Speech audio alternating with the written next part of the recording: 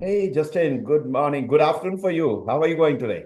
I'm doing very well, Dharam. How are you? I'm doing fantastic. So It's good to see a you. pleasure to be with you again. This is our last one of 2024 already. I know time flies. People say time flies. It is flying. Time flies when you're busy. I'm sure this was a busy year for you and busy year for me as well, in one way or other. And Absolutely. With lots to be thankful for and looking forward to getting ready for an action-packed 2025. That's for sure. yeah, definitely. I was just counting a few days ago how many people I trained this year. I think it's close to 500 people. It's a big number, which is much more than I've done ever in my previous years. This is a That's a beautiful thing. Great problem to have. great problem to have. Yeah, yeah. Next year, can I double it? All right. So today's topic is very, very exciting and very important with the current changing world. We're talking about transformation everywhere, digital transformation, organizational transformation. So why every organization needs a transformation of a TMO? So what do you think? Yeah, I mean, I think how do I even start out? I kind of go back to the usual, the old school saying of either you're getting better or you're getting worse. You can't stay the same. Yeah. And so, we've talked about multiple different companies that, like a Blockbuster video rental in the U.S. that had the opportunity to buy a Netflix and pretty much laughed at them. And, Blockbuster's no longer even a company anymore. So, you look at some of those great Titan companies that, again, did not innovate, did not look at any type of ways of expanding their business or moving business to where the market was going. And so it is vitally important to always be looking internally and externally within your organization to transform and be at the spear, I would say, the tip of the spear of leading your company to the new and better opportunities to drive up the value chain for a company. Yeah, and you correctly mentioned, one of the, there are many examples we can see. Look back, hey, they were one of the top players at the time, and they don't exist even more now. Like BlackBerry is one of them. You talk about Blockbuster and Motorola, Nokia, some of the big names of that time. They're doing some few things here. They were like, but because you need to keep an eye what's happening not only within organization, what are happening outside of organization. Keeping environmental factors are very, very important. So hence this topic of TMO. We talk about PMO, project manager office, program office, but this is transformation office. Do we really need? What's the purpose of this? So that's what we're going to talk about. Yeah, absolutely. Let me start with my question here, quoting Peter Drucker. The greatest danger in times of turbulence is not the turbulence. It is to act with yesterday's logic. Can you use? So let's see how can TMO help organization break free from outdated thinking and adopt new approaches that ensures resilience and adaptability in today's fast-pacing, fast-changing environment. Yeah, it's absolutely true with the greatest danger is to act with yesterday's logic, uh, because it doesn't acknowledge what the market, what the changes are. Quite frankly, that's the root cause of the turbulence to begin with that you haven't been able you're having to deal with. So having that agile, open mindset, and of course, when we dealt with the COVID world, how things literally, you saw transformations happening quickly. I mean, the Zooms, the Teams, the everything, just all of a sudden, it seemed like it was overnight that all these different tools were coming online for us to be able to use to be able to keep moving forward in business and in life. And so these transformation or TMOs. Funny enough, in all the U.S. military times, I always think of TMO as the Transportation Management Office. So I get confused from time to time. But yes, Transformation Management Office. I think a lot of things that a TMO can be interpreted a lot of different ways. Certainly with the way the market is moving, but I also would even think, and we'll talk about it throughout today's session, but transforming just the inner workings of the company and what I find, I think about it, and you're seeing a lot in today's or U.S. politics now with a new administration coming in, where government efficiency is a huge topic and it's very bipartisan on both sides. And you're having some of the best in business in the world coming in that are going to be looking at things now. Whether they're going to be able to make any changes, of course.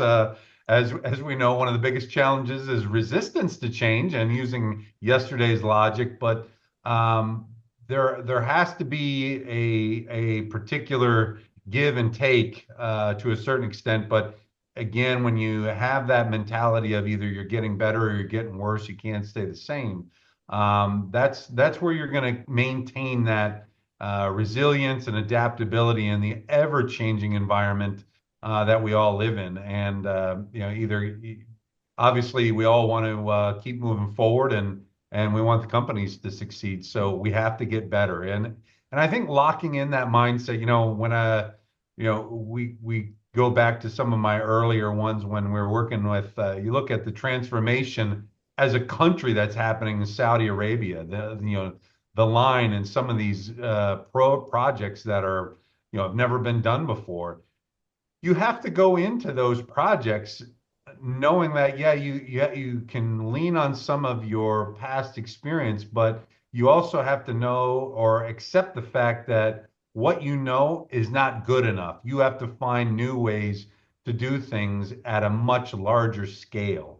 And so that is what challenges the status quo. And when you have a bunch of individuals that adapt to that and really, quite frankly, embrace that, you've got a room of excellence with people that want to, you're really at as I said, the tip of the spear. Exactly. And this is a constant, you can't just, okay, I've done transformation, I just relax. No, what something else is coming, keep an eye on that. So, this is something, not only the organizational level, look at the personal level. What is changing, from traditional, waterfall to the agile to, involving the artificial intelligence, a constant change. You cannot just sit and relax, okay, I've done my degree, I've done my master's and my MBA, I'm done. No, you keep looking. What other things are happening around you? How can I keep myself relevant in this changing world? Instead of complaining, hey, the AI is taking my job. Of course, taking away the job because, but, are you ready for that? So, That's right. anyway, so thank you. Let me ask you another question. How can a TMO ensure consistent alignment across line of businesses with different PMOs while maintaining transparency in performance tracking process across the enterprise? Yeah, I think, really when I think about putting a TMO together, I think you kind of have to have a blend of a little bit of everything. Some folks in a senior level, but also want some folks in a junior level that really are in that grind, that daily operations, that really see the inefficiencies that happen on that ground level, where just trying to get a purchase order out the door and is your internal procurement system very slow? Does that need to, so when you're really looking at everything internally, when I talk about a transformation management office, before I even look externally, I'm going to look internally.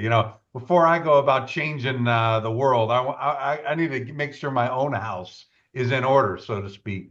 So when I look at that, I want to have individuals that have a breadth of knowledge and experience within the company that have lived it, breathed it, especially in your larger enterprises, because sometimes in these TMOs, you'll get very senior leader folks that don't have the visibility of that daily knowledge of the grind and the inefficiencies that happen. So having those folks involved, I think, makes for a very effective one and also gives that transparency that, quite frankly, the senior leadership is just not going to see at their level. And that will be your real keys to performance and understanding tracking, where you're going to be able to define, like, okay, we've gone from issuing a purchase order from 5 days down to 2. That's big success. You count the man hours involved with those additional processes and procedures, or hey, is there a way that we can use some new technology that the project manager can enter the information into one system and it gets it out to everybody, to where then it's easily manageable. Everybody's is transparent. They can see what's coming. And it just triggers the being able to automate things a lot more, because every organization that I've ever been a part of puts a lot on their project managers, and it becomes a bit of a challenge, because then they're the bottleneck, because everybody, all the functional operational groups are coming at them, and it becomes very inefficient. And so that, I think, as a TMO, that I think will align, across the business, no matter what line or business unit it is, but also maintains a transparency and a better understanding of your company and how it works in entirety. I think that that's very important.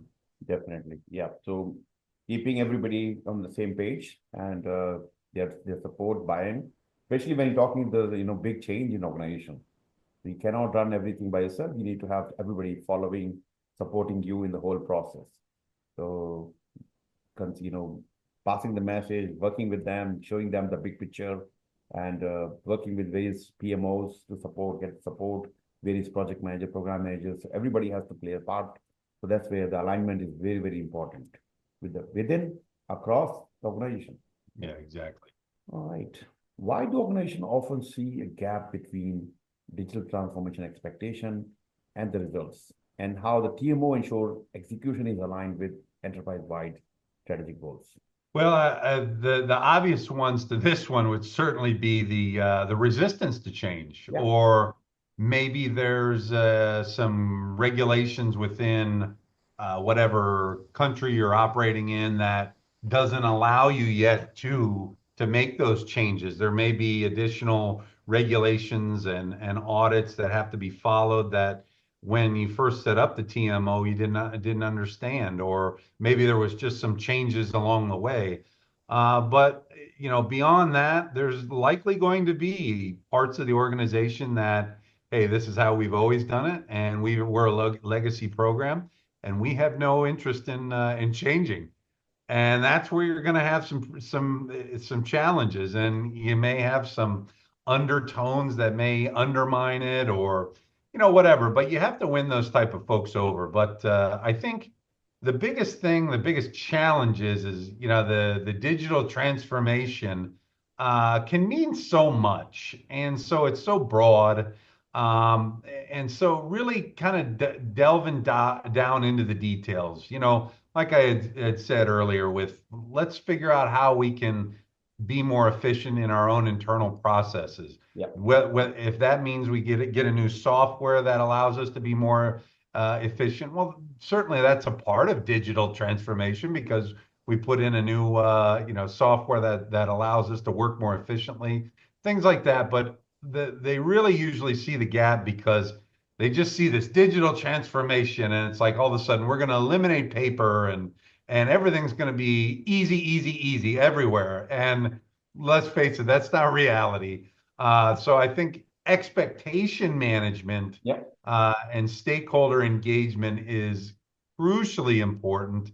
And I think that's likely, at the end of the day, why you mostly see a lot of gaps, because everyone's expectations of what digital transformation are just not going to be met unless you have a actual campaign and really getting buy-in from everybody before you even set off on this journey. Yeah.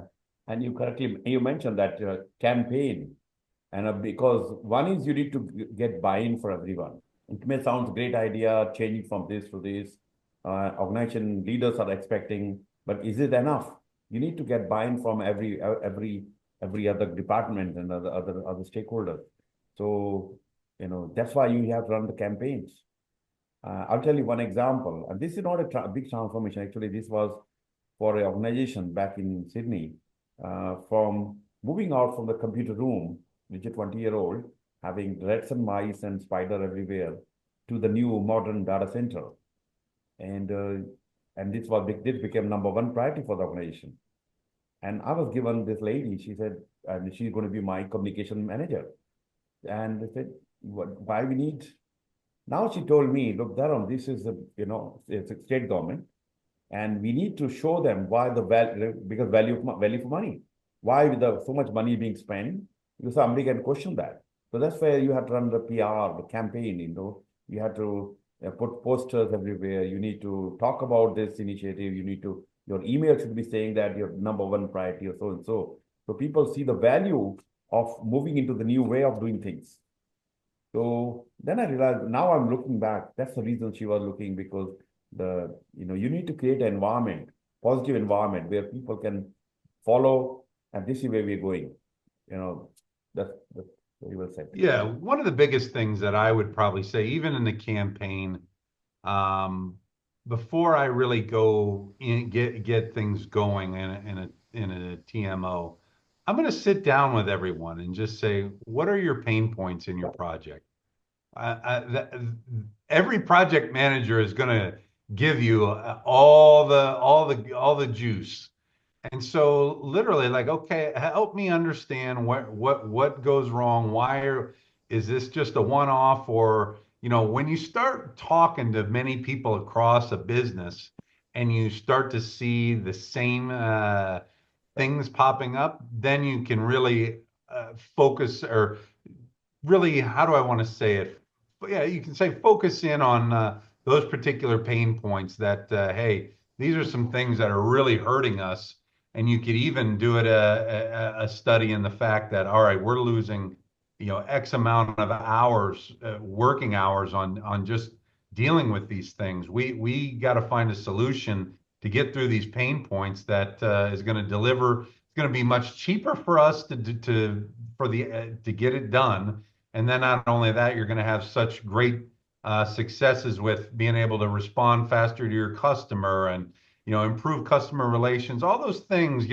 When you start to talk about things, those type of things, and hey, let's address them instead of just accepting that, oh, this is the way it is and it can never change.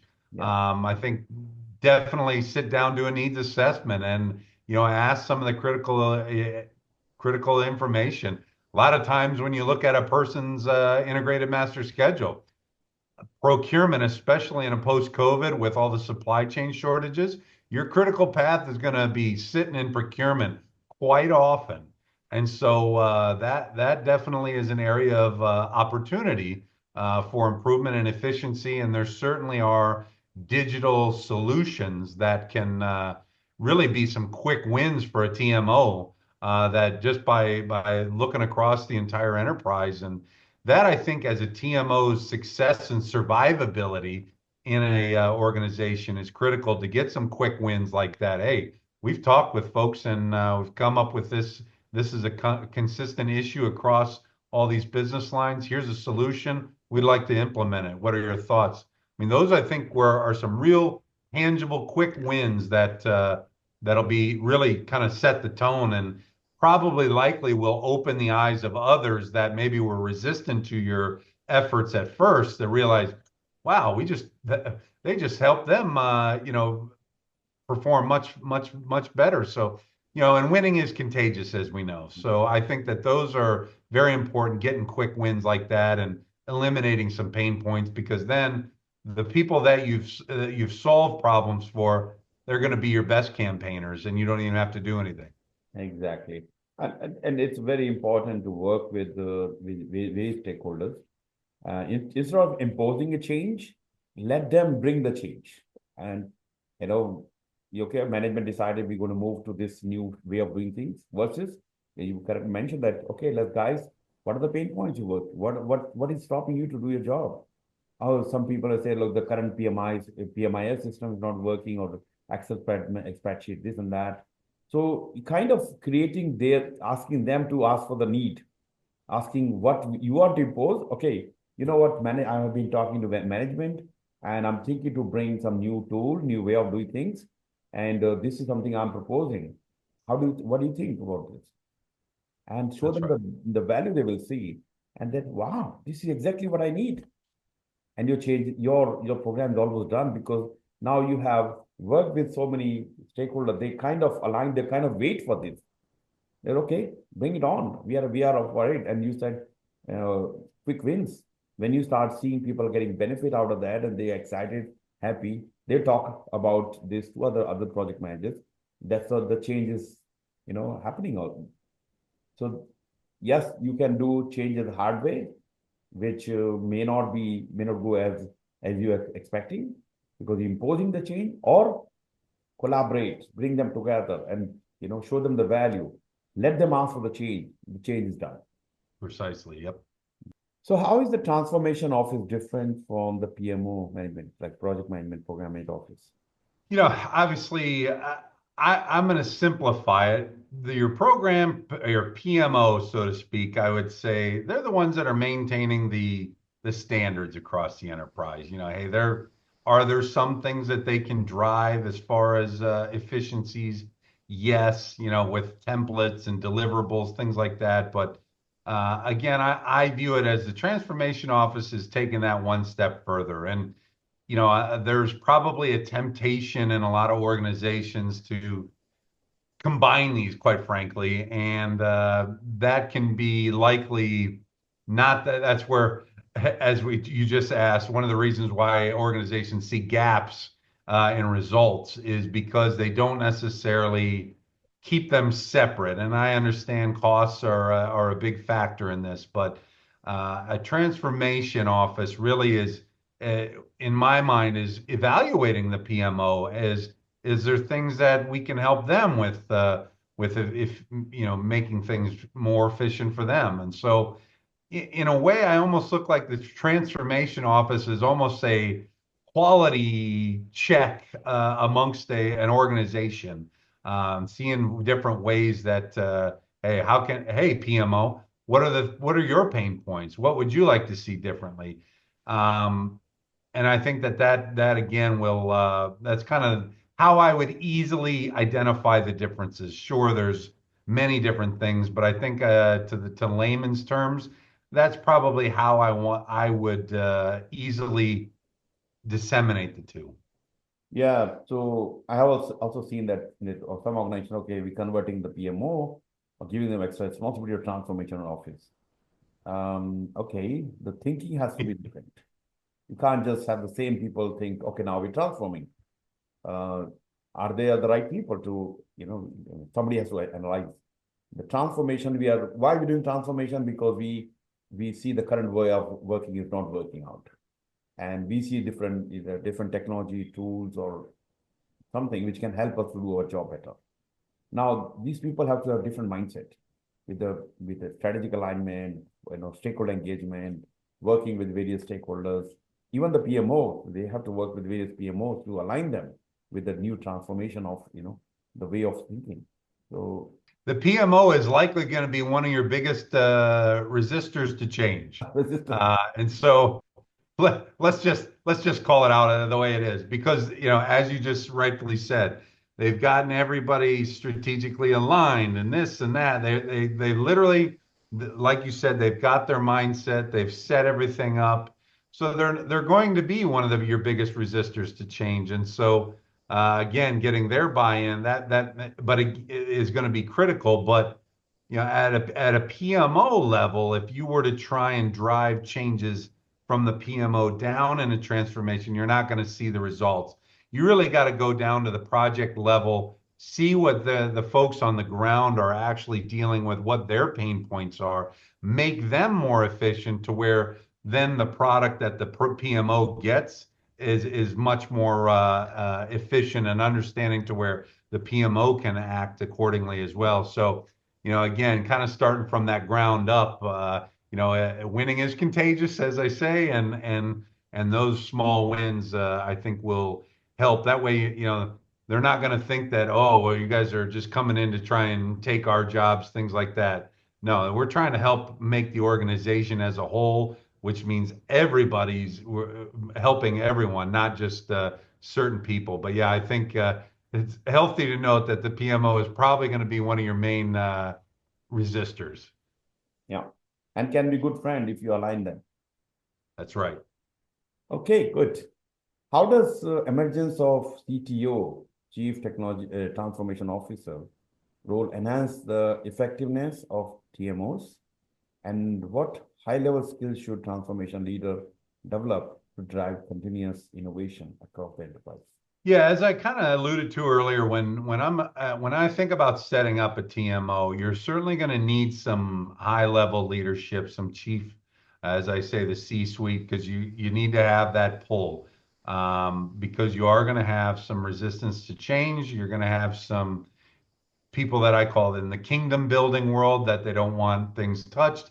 So you're going to need to have some high-ranking individuals, and again, I'd have that sprinkled throughout with high-ranking and yet on the lower end too that have lived and breathed the daily operations, so that the high-ranking can inform the lower ranking and vice versa, so that everybody understands what the challenges are. But from a high-level skills that transformation leaders should develop to drive innovation across the enterprise, certainly stakeholder engagement, strategic thinking.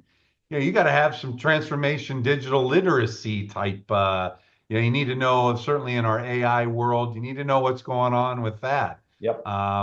Certainly your data analytics and just being able to analyze data and be able to pick out maybe biases and of course, business insight. Having, you don't necessarily have to be the smartest person, but you have to be able to find individuals to surround yourself on the team that have their different specialties and be subject matter experts. But which then means you have to have great collaboration, and again, at the end of the day, great communication. So you got to kind of have a little bit of everything within that role, and have an understanding, especially in the operations side, not just a procurement or a logistics. Really have the full circle, because what may be convenient for logistics may be absolute awfulness for the finance folks or the procurement. So really having a true understanding is, okay, if we make this change here, what is the domino effects over here? You really need to look at that in entirety across the enterprise, because what is good for one may not be good for all. And just having that humility, quite frankly, I call it. Sometimes there'll be agendas in an organization that, of course, will try and justify their own bureaucracy, but also, they may not necessarily go where the facts are. They may go just to their own, how do I want to say, agenda, and what may be good for them, but maybe not good for the organization. And so, again, when you have a TMO that has individuals kind of up and down the line, I think will be the greatest blend to ensure, again, that great transparency and success for the organization. Yeah, very well said. One other thing, and you already picked on that, is more about visionary, somebody who can visualize what is going to, how it's going to look like.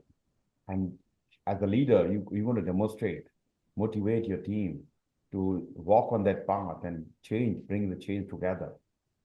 So, today when I was teaching PgMP, which, as you know, PgMP, they added new domain called collaboration, and which talks about, how you're going to take your team from where you are, and you form a team, and they believe in you, and you building the synergy among them, and that's where the change happening. So, as a great leader, as a you said some C-level person who has not just a position but also the visionary, who can see things. Okay, this is how organization is going to look like. This is how the organization is going to benefit, and show the benefit to the organization leaders, show the benefit to the various stakeholders, how and why it's important for everybody to move from here to there, and how it's going to impact the bottom line, how it's going to impact the productivity, how it's going to impact the collaboration part. What elements do companies tend to overlook during the transformation journey? Well, I think usually in the transformation journey, a lot of times they will just look at things in a high level and say, hey, we're going to do this. And they just push it down Yeah. without understanding and doing the homework, whether or not that works for only a certain amount of their business lines and not all of them. So then it just becomes a mishmash of, of different ways of doing things across the enterprise. And then it just, quite frankly, becomes a domino effect of, gosh, we were better off just staying where we were instead of trying this, because then you got misaligned programs and okay, this program that we had was in this business unit, but since we had to do all these things to make this fit, now, it just becomes a mishmash and a mess. And so I see, and then ultimately what'll end up happening, they just say, ah, never mind, cancel it, let's go back to the way. And that's not that's a waste of a lot of time and a lot of money. And so it's very critical, I think, for a TMO to truly define what their goal, their short-term and maybe long-term objectives are. And I think a company really needs to not just rush to it just because it sounds good and we need to do this, do this, do this. Really stop and take the time, because if you rush it, you're going to end up putting just band-aids on everything. And at some point, you're going to have to rip it off, and it's going to be even worse than doing incremental.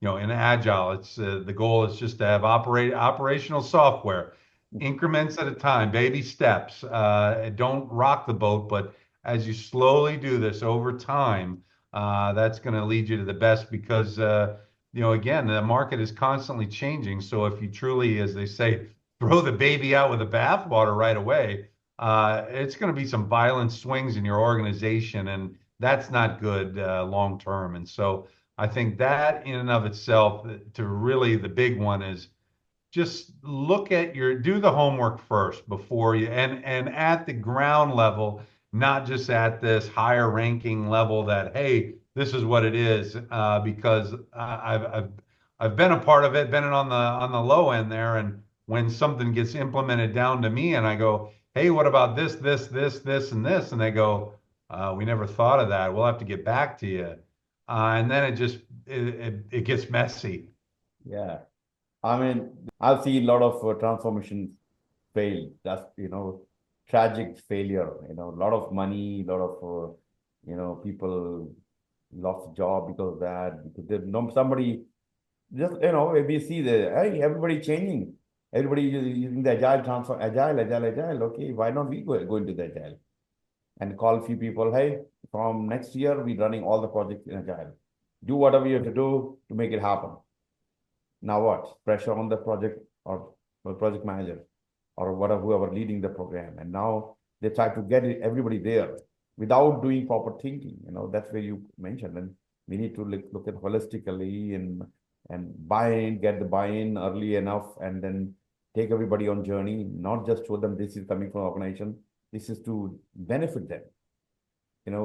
One of the things we learn in the PgMP, how you going to get their buy-in from not only from the senior manager, but from the user, from the people working on it, to get the support, and which many times is missed out or looked out, overlooked. Because yeah, just get it done, get some good agile coach and get them agile training, and yeah, they should be fine. Everybody's have done that. Why we can also do that. But Yeah, I was reading an article. I guess in 2021, and I don't have the source on me at the moment, but they said something around $1.3 billion was spent in transformation initiatives in companies, and it came out that about 950 million of that 1.3 billion ended up being a waste. yeah. So, yep, it's that's a big one there. It's a huge number, and you have practical example. Even like I know where I was working with the company back in Australia, telecom company, one of giant, and they've gone into agile. And now next to after a few fast forward, I'm talking to, hey, how's your agile? Everything going? Oh no, no, no. They decided to stop everything. Oh no, agile. We got into hybrid mode and this and that, which is compromised. Some of these things can be avoided by careful planning, careful thinking, careful engagement with various roles. Yeah. Thank you. What critical competencies are needed for TMO team to thrive in large-scale transformation, and how organizations build and support such team effectively? Yeah, I think we've covered a lot of that today, but I will say some of the other things like, okay, say you get into maybe a year down the road and you've had some quick wins and you know you're kind of not necessarily sure where to go from there. I think that's where, okay, that's when you really start looking at externally, like, okay, that's when you start looking at you get in touch with your business development team, looking at what are the strategic pursuits of a company that, hey, what kind of contracts are we going towards, or is there some type of work that we want to pursue that's more profitable? Uh, that way you can start as a TMO, start building in the infrastructure for when you win that work or when that starts coming in. So then it's not such a massive shift or a massive lift, or as maybe a company's trying to grow quickly if they're buying new other companies. You see a lot of that happening in a lot of the markets right now. Um, Building in that infrastructure early so that that transition of those companies that you're buying, is a little bit easier to integrate in with the rest of your enterprise. I think that in a transformation office, that's where you really start adding the value across the business, where you're not just looking at in your internal efficiencies, but you start adding in your business development and your growth and your mergers and acquisitions, and you start getting it. You're building an office there that is just, you're constantly focused on efficiencies and what can we do next to make the organization better. That's where you're really next level achieving excellence in that role. I think that's where, again, if I'm looking at that just at a general level, that's kind of where I would start internally and build that out to then eventually be able to start looking externally and beyond, because your company's got to keep growing. As we said, you're either getting better or you're getting worse. You can't stay the same. So we have to continue to find new ways to do things better, and find new ways for growth. I mean, and you covered all of these. Just to recap, more like, critical competency. Yes, of course, visionary. You should have to visualize. You're the leader. Leadership skills, where you lead. You can see through, and you can inspire your team towards the direction. Stakeholder engagement, one of very important, very very important skills. You need to not just passing message. You need to engage, working with them, so that you build relationship with them. And servant leadership, another thing. Uh, you are creating environment for them so that they can thrive and give you the help or give you the right direction or support to make this possible. So yeah, these are few things which anybody, and of course risk management and you know how you escalate the issues, they all come together. Yeah. I think most of the program managers can handle this kind of thing. I know there's a little bit extra skills required, but because we're talking multiple interdependent projects, commonalities, all these things, the program manager can take some of these responsibility to be effective, transformation officer. Yeah, exactly. Yeah, you certainly would have some program managers. They probably have a large part in this. But yeah, you certainly want to have a little bit of blend of up and down the organization chart. Exactly. Perfect. All right. So my last question here is, how can organization empower their TMOs to deliver short-term wins and maintain sustainability and agility in long-term transformation efforts? I guess I answered this question a little bit ago with how to maintain long-term transformation efforts. But I would say from an organization standpoint, how do you empower them? Yeah, to truly do the transformation, you've got to have the support from the top down anyway. Yep. But again, I think really the TMO is going to be able to empower itself in their approach.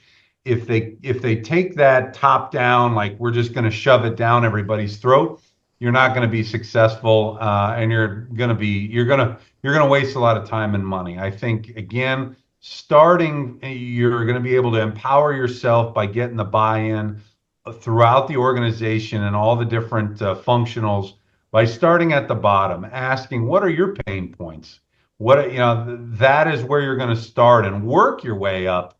If you start at just the mid level leadership, you're probably not going to get some of the little things that at the bottom that maybe you're depending on the industry, of course, but even within our shipping and logistics, sometimes, hey, there's things that we can improve on, or your export control, or some different things that as a mid-level or even below, sometimes you don't see all that stuff. And so really evaluating and understanding everything that goes into an operation is where you're going to be able to find specifics that, hey, we can improve on this, that we can transform this. So those, I think that's the biggest way to empower yourself, is by having the humility, being able to communicate effectively, get the buy-in of people, especially that are negative towards change, and constantly communicating in an effective manner. And not only that, having how do I say, the technical knowledge, but then also just the general understanding of how the operation within your particular organization is. If someone just hires a bunch of folks to come in and, here, I need you to transform my organization, you're not going to get the details that are needed. That's just not gonna work, and it's going to just be a top-down approach that won't. It'll actually be worse long term for the organization. So I think TMOs kind of have a uniqueness about them to be able to really empower themselves, where you find those short-term wins, and helping someone out in a procurement or logistics or finance. You're going to have a lot of buy-in from a lot of folks, and they're going to be talking to their coworkers, saying, "Hey, you might want to have the TMO look into your processes, that they might be able to help you here in this." And that is where it just becomes contagious, and you've really kind of cemented yourself as the tip of the spear, as the TMO definitely would be, as a company grows and pursues new avenues of business. Yeah, look, it's very important, like short-term wins and show the value we are generating. And this is how you mentioned, like they talk to each other. They say, okay, why not get other TMO to work with you to look at your processes, improvement, instead of imposing this is how everybody has to go do this. Let's get them collaborate, engage, and work together. So short-term wins, and then focus is of course long-term, transformation efforts. Yeah, and even as a TMO, you might want to do a what I would call a petri dish. Like, let's just look at one particular project. Let's see if we can help this project do one particular task faster, and build on it from there. That way you're not upsetting an entire business line or something. Just start small, and then work your way up, because as we all know, it's the little things that make a big difference. And so making sure that the little things usually are the difference between winning and losing, especially in larger organizations where your competitors and everybody else have been beating each other back and forth all these years. You got to find something internally that you can do better than the rest of the competition.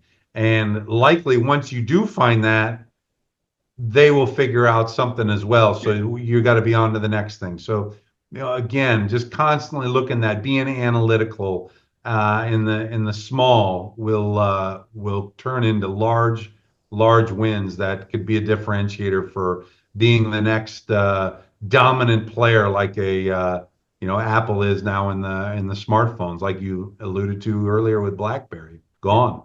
Yeah, thank you. It was great discussion. Thank you for bringing all the intelligence and experience you have. Um, as this is our last session of the year, getting closer to the Christmas and closer to the New Year. To be very frank, this topic can be applied to the personal life as well. How are you going to see yourself in 2025? The message is, can you see, transform yourself, being ready for the uncertainties we're going to face. And these are so many uncertainties with the AI bringing and many things happening around. So are you ready for these changes? And keep an eye, learn, don't find them as an enemy. They can be your friend. If you know you're part of the journey, you can find that's a great journey. So learn how you can be, a better project manager, program manager, portfolio manager in the face of all these uncertainties, whether it's agile or whether it's AI-based technology changes happening. So keep learning. So that's my message. And I suppose, Justin, you have any last words? No, you're spot on with that, and you're absolutely right with you apply it to your personal life as well. How can I do this better to gain more time? And as I say, especially with social media these days, I did the PgMP and PfMP and then MBA. I guarantee you, everybody always says, "Oh, I just don't have the time." You need to stop, be honest with yourself. The amount of time that you may spend on whatever, Facebook, Instagram, whatever, it doesn't matter. TikTok, that hour and a half or so a day that you probably likely waste, you could be applying that to actually learning something that can benefit you in your professional or personal life, or even in your professional life, that hey, you can get a new promotion that will certainly help you personally as well. So again, we have to be honest with ourselves, and hey, time is a finite resource. Let's use it wisely and harness the future. It's a beautiful thing. Yeah, now I always say, Justin can do, anybody can do. He's That's one of right. the most busy person, and if he can do that, anybody can. So with you are being the role model, inspiration to many people. Always appreciated. Thank you for your contribution, ongoing contribution for building this knowledge pool, and continue to build it to 2025 and see what new to bring, what new to talk about. Thank you. Happy holidays and happy New Year in advance. Oh, sure. Cheers to all. Okay, great. Justin, thanks, and talk to you soon in the new year. Till that time, take care, enjoy yourself. Bye now.